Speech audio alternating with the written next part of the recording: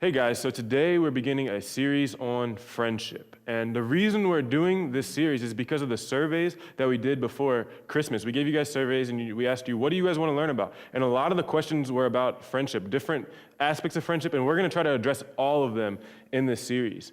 And so what are we going to be looking at? Today we're going to look at what is a friend, and then we're going to look at 2 examples of friends, and then we're going to look at what do you do about friends that don't believe? That was a big question that we saw. So for today, the question is, what is a friend? So this depends on who you ask. If you ask Facebook, I have 180 friends, and that's a lot, right? And if we Google the word friend, it says, it's defined as a person you know and have a bond of mutual affection. Basically, you enjoy being with this person, right? That's simple enough. Because most reasonable people understand that I don't have 180 friends, that the number of friends on Facebook, unless you're weird and you just only friend your best friends, that the people on Facebook are not all really your friends. And Facebook knows this. So in 2011, they added 3 types of friends. They have family, close friends, and acquaintances. And we define the word acquaintance. It's someone you know, but not a close friend. Facebook just told me that. If they give you 3 options, family, we know that's not a friend, but then close friends and acquaintances. So Facebook knows it's pretty simple. Because we don't want to form our beliefs based on what Facebook says or what Google says. We don't want to form our beliefs on what Mark Zuckerberg, how he designed Facebook. We wanted to form him around this really cool book that was written 2,000 years ago, give or take. And we're going to begin in Proverbs. And see, the Bible tells us how to relate to others and how to relate to God. And Proverbs tells us how to relate to others. And it was written in the 6th century BC by King Solomon. And it's a series of wise sayings. And we need to know some things about Proverbs. Otherwise, we're going to misinterpret them. First, a proverb tells you the way things usually work. They're not promises that something's going to turn out this way. So I'm going to give you an example. It's in Proverbs 22, verse 6.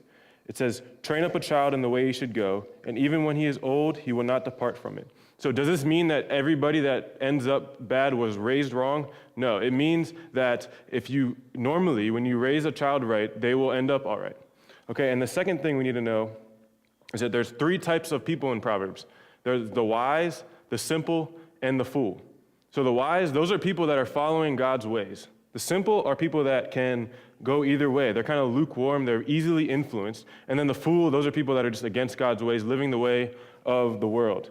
So we're going to look at 4 truths that I found when I went through Proverbs. So in Proverbs, we don't just read one proverb. So you're going to get a lot of scripture right now, and just follow along. But truth number 1, it's those you hang out with influence you. Look with me at Proverbs 13, verse 20. Whoever walks with the wise becomes wise, but the companion of fools will suffer harm. Guys, this proverb warns us to choose our friends wisely. Don't just hang out with the fool. You want to be friends with the wise. If you're simple, you definitely want to be friends with the wise. If you're someone that's easily influenced, which most of us are, we want to be friends with people that are going to raise us to a better level of living.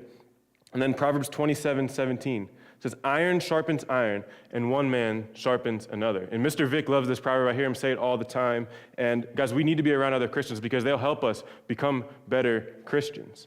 And then look at Proverbs 22:24-25. It says, make no friendship with a man given to anger, nor go with a wrathful man, lest you learn his ways and entangle yourself in a snare. Has you ever had a friend that likes to start fights? If you have a friend that likes to start fights and you're with them and they go and they hit somebody and then it's a big brawl, you're both getting suspended. You just got trapped. Even though you weren't intending to start a fight, you were with them, you were involved, your friend is a fool, right? People that start fights, they go around, that's a fool. We don't want to be friends with those people.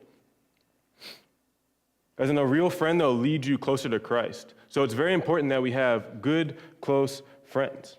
And then truth number 2 and 3, they come from one long proverb. We're just going to look at 3 verses from it. So truth number 2 is a close friend is better than many acquaintances. Proverbs 18:24 says, a man of many companions may come to ruin, but there is a friend who sticks closer than a brother. So let's put this in context. It's a proverb about a poor man who doesn't have any close friends. All he has is acquaintances. And he wasn't poor before, but when you become poor and you need a close friend to come help you, if all you have is acquaintances, you're out of luck. Nobody's there to help you. So what do we learn from that? Close friends are important. And then truth number 3 is acquaintances will be there when they need you and gone when you need them. Proverbs 19:4-6 says, wealth brings many new friends, but a poor man is deserted by his friend. Many seek this favor of a generous man, and everyone is a friend to a man who gives gifts. Guys, makes me laugh kind of, because just think about if you won the lottery.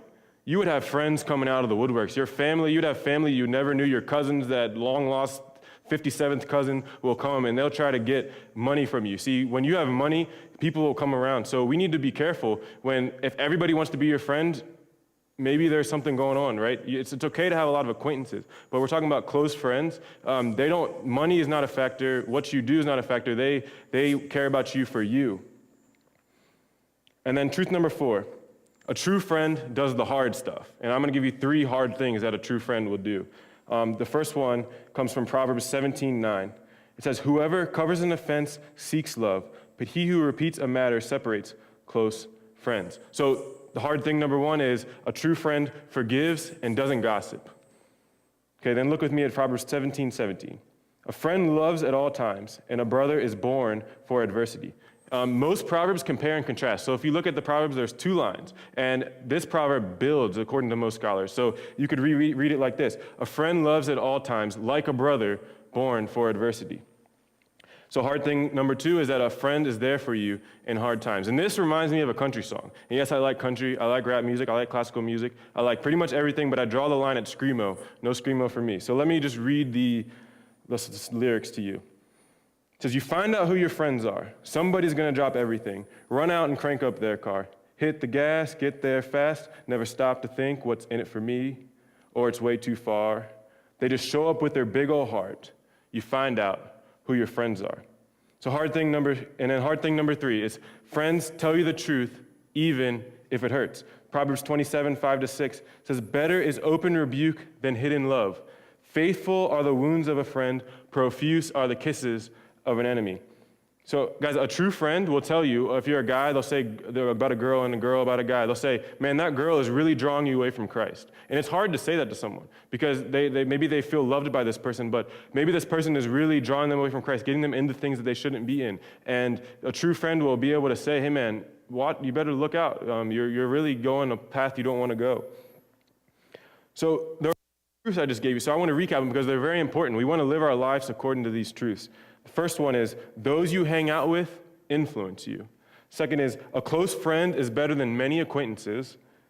Third is, acquaintances will be there when they need you and gone when you need them. And 4 is, a true friend does the hard stuff. So I have 2 challenges here. I want you to look at people you consider your friends. Maybe it's Facebook, maybe it's Instagram, but look at those you consider your friends and determine who are your close friends. Maybe you have 1, maybe you have 2 or 3 close friends. Look at them. Are they leading you closer to Christ or are they taking you away from Christ? And then also, I want you to look at the people that you hang out with, because maybe they're not really your friends, and see, are they fools? Are you hanging out with fools? And we need to limit our interaction with fools and their influence on us so that we can strive to live the life that Jesus Christ came to give us.